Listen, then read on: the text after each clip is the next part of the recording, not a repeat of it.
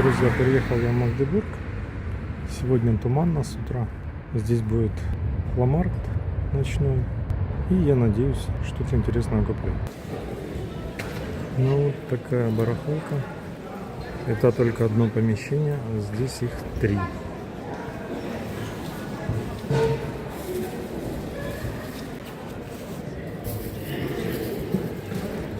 Альфа Ромео. Кому Альфа Ромео?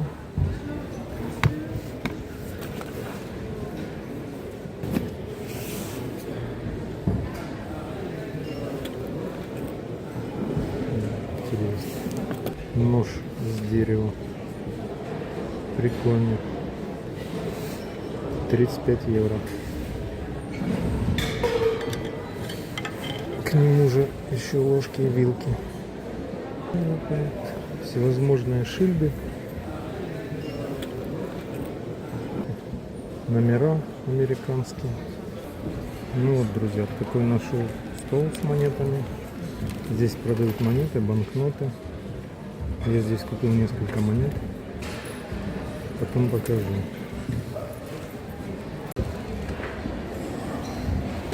Такая бритва попалась с Золингеном.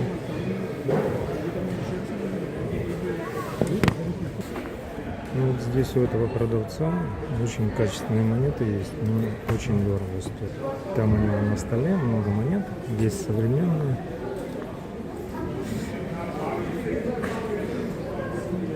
Вот есть инвестиционное серебро.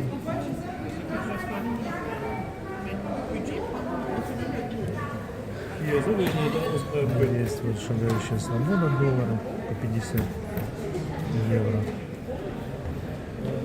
Ну, такие разные, современные. Вот курс Мюнцен, то есть наборы годовые по 10 евро. Ну, такое.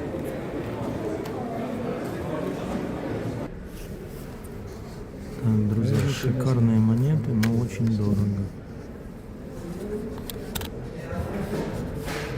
Все монеты штемпельные. Ну, вот такая вот цена.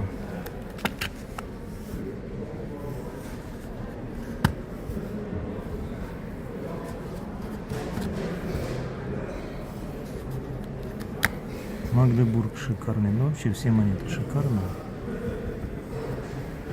Но цены, конечно, очень высокие у этого продавца. Вот хотел я купить Любек.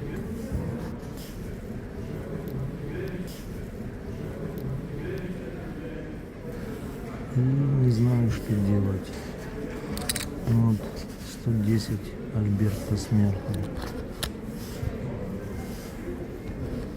Георг посмертный 110 тоже. Но остальные не очень.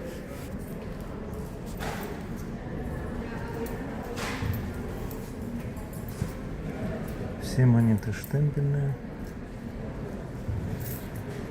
Сияющие, просто сияющие. Но у мужчины очень дорого.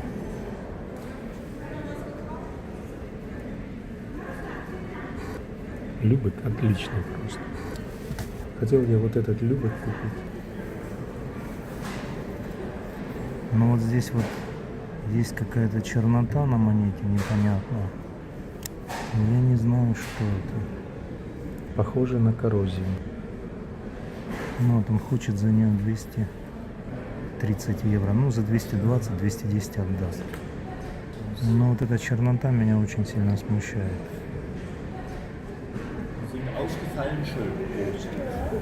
Так, монеты шикарные. Ну, тут монеты попроще, но вот Заксенманнинген классные монеты. Георг. Ну вот Лейпциг университет. Вот Георг тоже. Еще пятимарочники Георга. Ну все в штемпеле. Все в штемпеле, но, блин, дорого.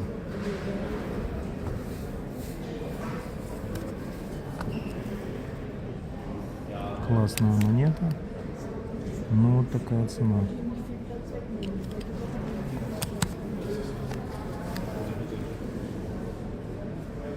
Пятерочка. 350. Вот Георг тоже посмертный. 380. Но этот уже не штемпельный, такой с остатками. 350. Две марки. Лейпциг тоже шикарно. Состояние бомба.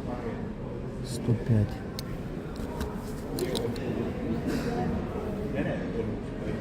Георг 150. Also, wie bitte? Тоже Георг посмертно 140. Ну, блин, дорого. А вот это вообще не. Фридрих Пруссия 5 марок, но цена 360.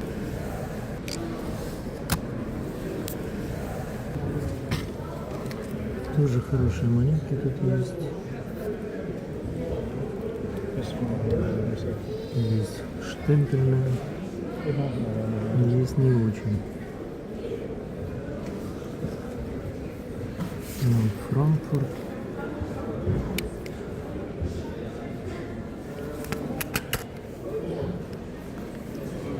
Вот Бавария.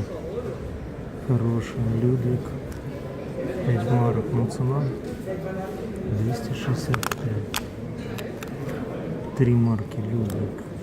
55. Но это еще более-менее. Монета хорошая. Еще 3 марки Людвиг. 55. Hallo. Und wir haben такие 2 Tage verbracht. Талеры.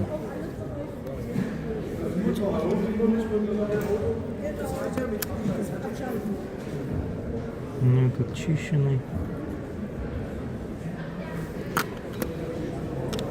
Вот Франкфурт, стрелковый талер, шикарный. Ну, цена 380, 330. Дорого. Луид Польт, пятимарочник, шикарный, но цена 150.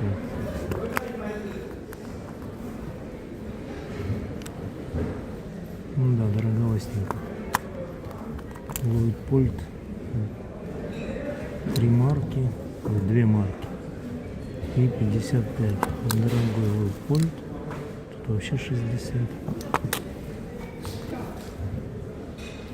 Людвиг. Сколько тут? 80. Да, есть хорошие монеты, но дорого. Вот сейчас еще один планшет посмотрю. Тут Веймар есть, по-моему, где-то.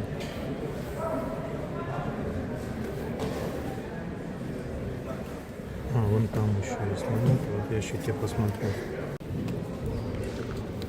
Здесь пятимарочник Гамбурга с остатками штемпельного блеска.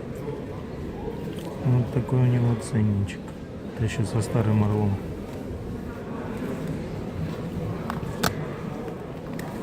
Фридрих Прусский 5 марок. Шикарный. Но ценник 375. 2 марки то же самое. Ценник 110. Что-то еще есть. Пятимарочник Вильгельма 95 ценник. Ну вот тут Берлин. Да, шикарный Берлин. 110. Шикарный Бреслау. Вообще. МС-65 как минимум. 120. Ну, такие вот тут еще монетки. Шварцбург Зондерхаузен. Классная монета. Состояние бомба. Вот такой ценник. 150.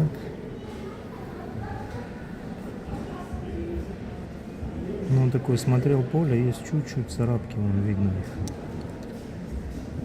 Поэтому это уже не подходит. Вот 3 марочки. 3 марочки отличные. На 3 марочки кусаются. 190. Йенский университет. Шикарная монета, без потертости. 330. Ну, за 310 отдал бы. Ну, в принципе, я бы взял, но у меня уже нет денег. Хорошая монетка. Бомба. Толерочек. Толерочек 175. Так, вот еще одна. Йенский университет, тоже шикарная. Чуть-чуть тут есть потертость на носу. Самое такое стрёмное место на этой монете. 310. Шаумбург Липы очень дорого. Шаумбург Липы 270.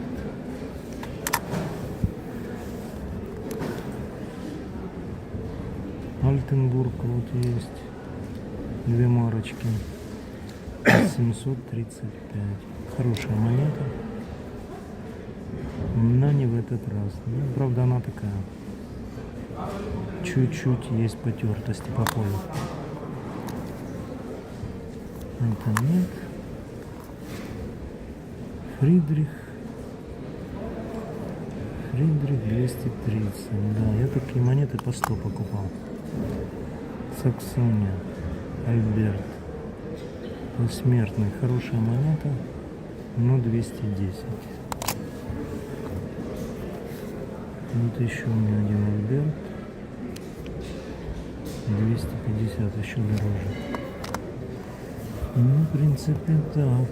390 Любек. 3 марки. Ну да, красивая монета, но, блин, цена. Так, и 2 марки Альберта. Шикарная. 160.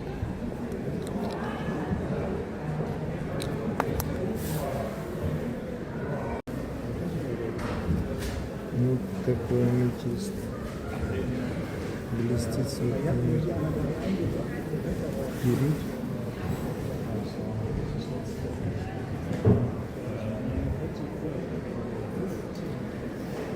Вот такой стол с минералами. Шикарный бокал.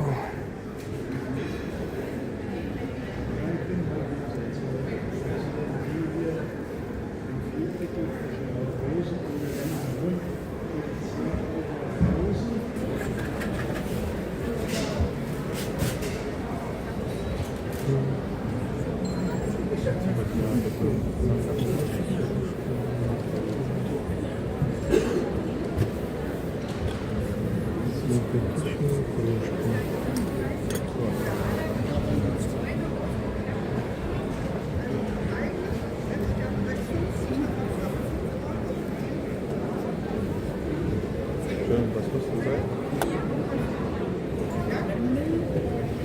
Die gehören aber beide zusammen. Im Ohren ist hier nicht. Hier ist auch die vierte. Ein bisschen können wir auch noch. Все как люди не продают. Можно открывать кабинет медицинский. Вот сколько по медицине. Коробочки бакелитовые.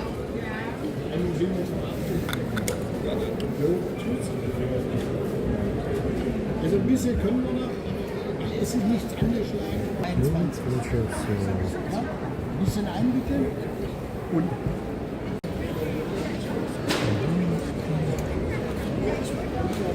шикарная посуда.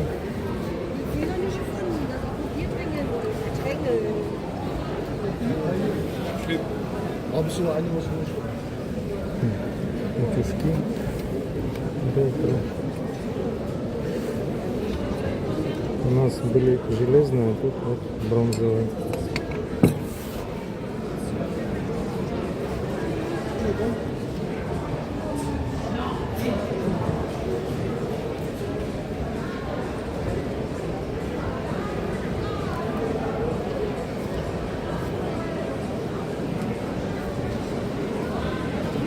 Украшения, шмук. из рода сделана обрезалка для сигар, костяные ложечки.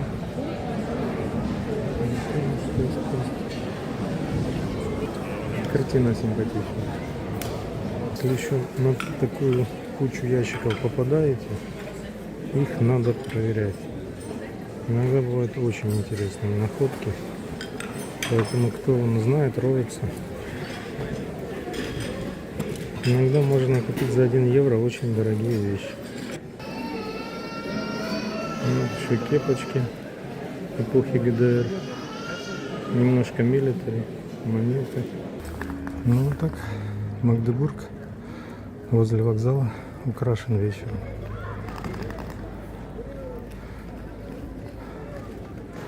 Ярко, нарядно.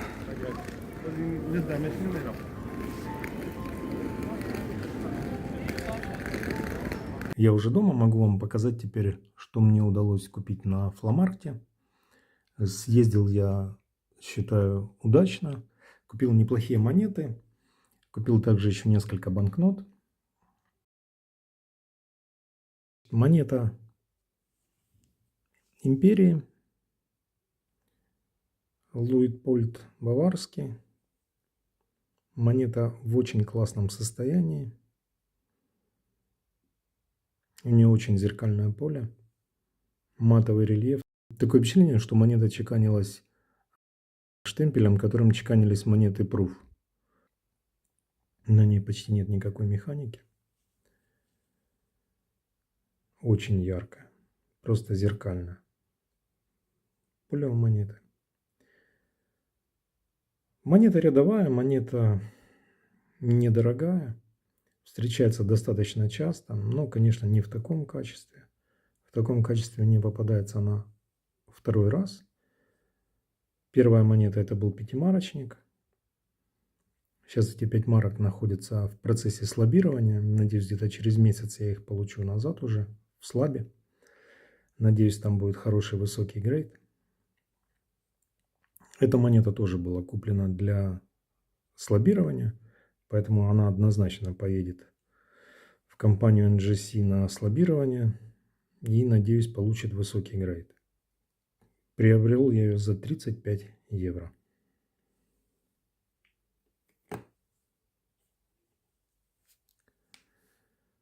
Следующая монета это у нас Германия, Саксония, Альберт Саксонский. Монета юбилейная, выпущена посмертно, красивая, яркая. Я ее долго очень изучал.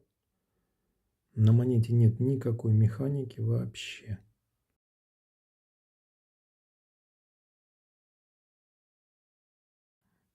Он за нее просил 160 евро. Я купил ее за 150 в результате. Да, купил недешево. Для этой монеты это недешево.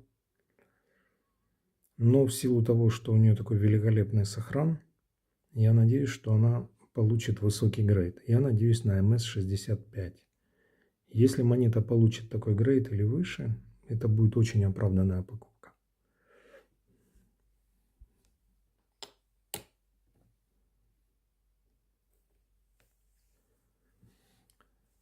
Это у нас Австро-Венгрия. 2 короны. Австрийский тип.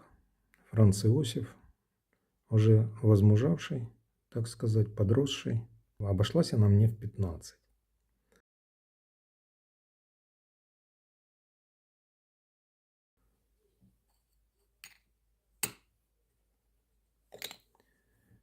Еще одна серебряная монета. Это королевство Баден. Монета регулярного чекана. Очень яркая монета, красивая. Но, к сожалению, на аверсе есть легкая механика. Я долго думал, но была на нее очень привлекательная цена на эту монету. Обошлась она мне в 80 евро. Ну и я решил ее приобрести. Я думаю, что где-то МС-62 приблизительно она должна получить. Красивая штемпельная монета. Поэтому, надеюсь, эти 2 марочки все-таки получат МС-62.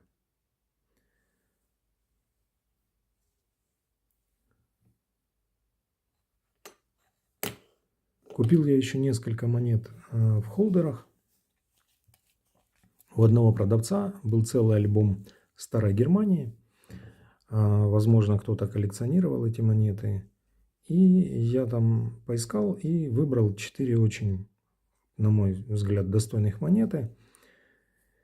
Купил потому, что изначально все это продавалось очень недорого, как вы видите. Вот ганноверские полгроша серебряных. Ну, это немецкий белон.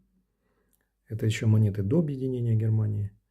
Вот. И такая монета на аукционах стоит в районе 30, да даже на Машопе стоит в районе 30 евро и даже выше. Вот. Монета имеет штемпельный блеск. Да, он не очень яркий, но тем не менее он есть. И он есть с двух сторон. И монета, в принципе, без механики. В принципе, куплена она только для перепродажи. Я не собираю вот эти монетки старой Германии. Вот, поэтому эти монеты я купил на продажу. Вторая монета — это 1 серебряный грош Королевства Пруссия с Вильгельмом I. Вот он. Эта монета чуть-чуть хуже. На ней есть легкая потертость, то есть износ небольшой. За эти все монеты я заплатил 8 евро. Поэтому, думаю, я купил их недорого и достаточно выгодно. Это 1 пфенинг, тоже прусский. Монета в такой бронзовой патине, красноватой. И последняя из этой серии монета 2 пфенига, тоже Королевство Пруссия. И монета в отличном сохране. Все детали рельефа на месте. Как я уже сказал, все эти монеты обошлись мне очень недорого. Вот. Еще я приобрел достаточно много мелких монет Веймарской республики. Это 1 и 2 пфенинга, но монеты в ярчайшем штемпельном блеске. Я их купил достаточно много. Я думаю, монеты все находились в ролле и просто были из ролла вынуты и продавали их оптом. Я еще купил 1 пфенинговые монеты. Такие же яркие, такие же красивые монеты достоинством 1 пфенинг Веймарской республики. Они все сияют. Очень качественные. Как будто только из-под штемпеля. В общем итоге они мне обошлись по 20 центов за штуку. Поэтому, думаю, это очень хорошая цена для монет такого качества. Поэтому я их приобрел все. Также я еще купил несколько банкнот Германии разных периодов. 5 марок Немецкой империи. Банкнота была подписана к печати в 1904 году. Сделана в синих тонах. На банкноте изображен стилизированный образ Германии, держащий в одной руке имперский щит, а во второй посох Меркурия. С обратной стороны банкноты изображен мифический дракон, охраняющий сокровища. Банкнота имеет несколько степеней защиты. С этой стороны видны розовые ворсинки. Также банкнота еще имеет водяные знаки. Сейчас попробую подсветить. Вот такие водяные знаки.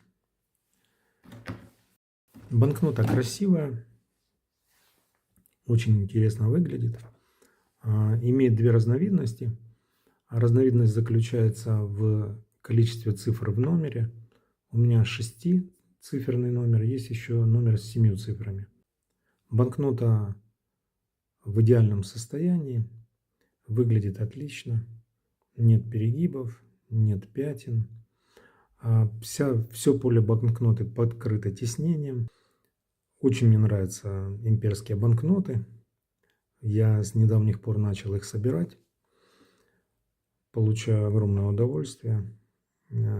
И каждый раз, когда попадаются банкноты на слетах нумизматов или на фломарктах в хорошем состоянии по адекватной цене, я стараюсь их покупать. Еще одна банкнота Германской империи. Банкнота 1908 года. Достаточно крупная банкнота, она имеет такую удлиненную форму. На банкноте с аверсом изображены голова Меркурия и Цицеры. Банкнота имеет с левой стороны белое поле с водяным знаком. Вот так вот. С обратной стороны у банкноты очень красивый очень рисунок. Здесь тоже образ Германии, держащий имперский щит и меч, сидящая под дубом. А также на банкноте есть символы промышленности, сельского хозяйства, торговли. И на заднем плане на море изображен имперский немецкий флот. Банкнота тоже имеет в виде защиты ворсинки на реверсе. Выходила банкнота в течение нескольких лет. Есть выпуск 908 года, 909, 910. И в 910 году эта банкнота еще имеет выпуск на синей бумаге. Это что касается банкнот с красными печатями. Есть еще банкноты, которые выполнены с синими печатями. Эта уже банкнота не обеспечивалась золотом.